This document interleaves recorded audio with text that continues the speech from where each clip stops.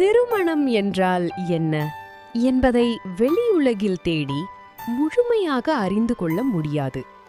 அதை உணர வேண்டுமெனில் நம்முள் அமைதியாகி தேட வேண்டும்.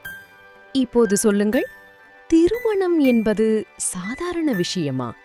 அலட்சியமாக எடுத்து கடந்து செல்லக்கூடியதா? நிச்சயமாக இல்லை.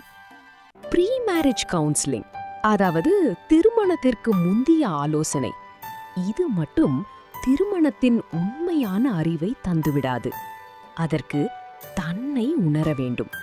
ஆம், தன்னை உணர்ந்தால்தான் திருமணம் பற்றிய உண்மையான புரிதல் உருவாகும். உண்மையில் தன்னை உணர்ந்தால் திருமணம் மட்டுமல்ல, அனைத்து வாழ்வியல் ரகசியங்களும் வெளிப்படும். தன்னை ஆழமாக ஆராய்ந்து ஞானம் அதிகமாகி உடல் அனுபவமே பெறாமல் உள்ளுணர்வை அனுபவமாக பெற்று பிறருக்கு ஞானத்தால் வழிகாட்டி அவர்கள் வாழ்வையும் மாற்றும் அளவிற்கு குருவாக பிரகாசிப்பீர்கள். அவ்வாறு நீங்கள் திருமண வாழ்வையும் எளிதாக கையாண்டு அதில் வெற்றியும் காண்பீர்கள்.